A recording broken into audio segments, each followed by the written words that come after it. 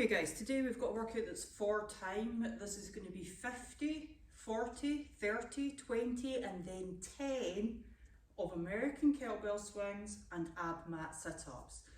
So fairly simple in terms of the movements. The movements are not complex at all. The rep scheme's fairly simple. You'll do 50 American swings, 50 ab mat sit-ups, 40 swings, 40 sit-ups, 30, 30, 20, 20, 10, finishing on 10 ab mat sit-ups. So the movements themselves, very simple. I'll just demo here first. The American swing is fully overhead. Okay, so make sure when you finish overhead that you're trying to finish with the weight directly above you without you leaning back, okay? So if you have fairly poor shoulder mobility, you might find that you can only go to here, and then in order to be able to get it overhead, you would then be leaning back, okay? So we don't want you to lean back. Keep your core nice and solid, keep yourself straight. That might be the end range of your movement. You just might not be able to go over that. If you've got the shoulder mobility for it, then it's fully overhead. Okay, so that's the American swing. Keep your heels down, use your hips, don't bend your knees too much.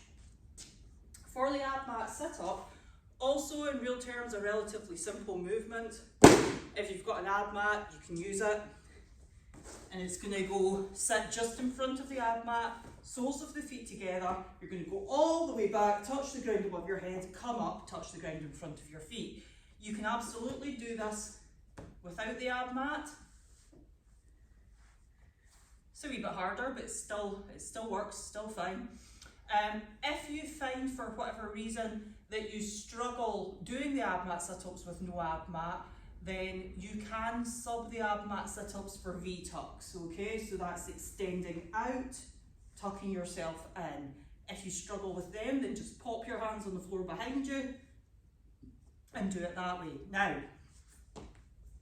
that we've got all that out of the way, there is a big flashing warning in association with ab mat sit-ups. This is 150 reps of each movement. And 150 ab mat sit-ups is a lot if you are unaccustomed to doing them.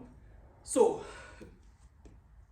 for those of you who have been attending the classes online Monday to Friday for the last few weeks, most of you guys are going to be fine. But anybody doing this on your own at home without me there to be able to ask questions to, my advice is this. If you are accustomed to doing ab mat sit-ups in large volume, 100 reps or more, then crack on and do this workout as it is. If you're not accustomed to doing that, then cut the reps in half. Okay, that'll be 75 ab mat sit-ups. It's still a lot. Okay, so you'll do 25 sit-ups, 20 sit-ups, 15, 10 and 5. You'll still do the full amount of American swings. That's still a lot of sit-ups. If you are not accustomed to doing ab mat sit-ups at all, then do V-tucks instead, okay? And again, feel free to half the reps for them. Now, why? The degree to which you can get ab-doms, sore abs, in the days that follow this workout can be horrific, okay? Not just bad, absolutely horrific. It can be with you for days. Now, do not be a hero about this. You've got nothing to prove. All that you prove something if you do 150 of them when I've well warned you not to, but it certainly is not that you're heroic. You've been warned.